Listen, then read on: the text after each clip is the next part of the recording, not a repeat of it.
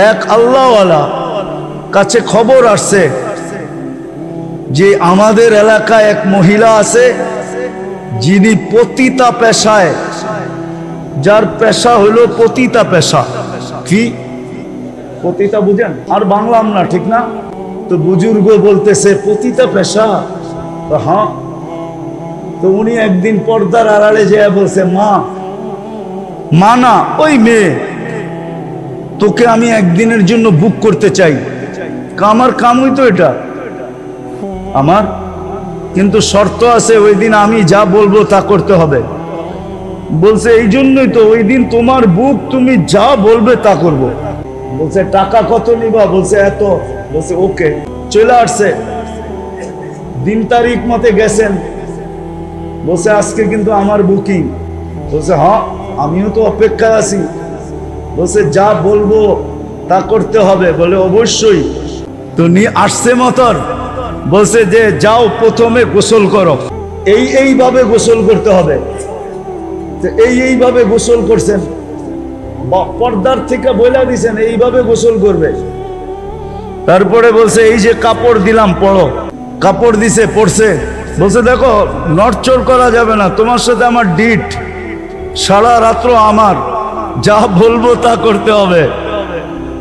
নতুন কাপড় পরায়া বলছে জায়নামাজ দিছে, এবার বিছাও। কয়টার উপরে দাঁড়াও, পশ্চিম দিকে মুখ করে দাঁড়াইছে। পর্দার আড়াল থেকে হাত উঠায় আল্লাহকে বলছে এই পর্যন্ত আমার দায়িত্ব ছিল, আমি আইনা মুসল্লায় খাড়া করায় দিছি, বাকি হেদায়েত আপনার দায়িত্ব, দিলে দিলেন, না দিলে না দিলেন। রব্বে কাবার কসম, আমি হাফিজ হুজুরের মুখ থেকে শুনছি, নাইলে আমি বলতাম না। যার তার কিসসা আমি বয়ান করি না, আমি হাফিজ হুজুরের মুখ থেকে আমার এই কানে শুনছি। হাফিজ হুজুরে চিনেন? কামরাঙ্গীর চর মাদ্রাসার হাফিজ হুজুরের মুখ থেকে শুনছি। মহিলা বলে একটা চিৎকার দিছে, আর দিয়া বলছে মালিক তওবা করে ফেললাম। সপ্তাহে একদিন মহল্লাবাসীদেরকে ঘরে আনেন, আল্লাহর ঘরে আইনা, এটার নামই গাস্ত। আইনা দোয়া করেন, আল্লাহ এতদিন যায়া বুঝাইছি ওর পরিবেশে, আজকে নিয়ে আসছি তোর পরিবেশে। এই পর্যন্ত আমাদের দায়িত্ব ছিল, বাকি তুই জানোস, দিলে দে, না দিলে না দে, তোর ইচ্ছা।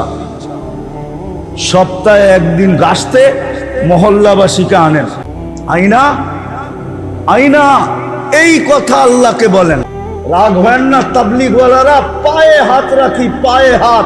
যদিও একটা কথা মিডিয়ায় বইলা ফেলতেছি, বর্তমান তাবলীগের জমানায়, বর্তমান তাবলীগে যারা নিজেদেরকে মনে করে আমার চেয়ে বড় মজলুম কেউ নাই, মজলুম।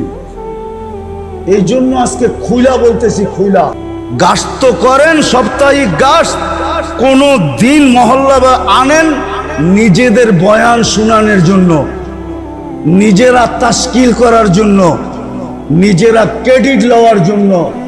মসজিদে ঢুকায়া দিয়া একদিনও দোয়া করেন নাই, মালিক মহল্লাকে আনা তোর পরিবেশে আমাদের দায়িত্ব ছিল, না করব বয়ান, না করব কিছু, আমরা পরিবেশে ঢুকায়া দিছি, বাকি তোর দায়িত্ব। বলেন গাস্তের পরে কোন ব্যক্তি দাঁড়ায় এরকম দোয়া করছেন বৈশা? একজন হাত উঠায় বলেন করছেন কোনদিন? আল্লাহওয়ালারা শিখায়া গেছে।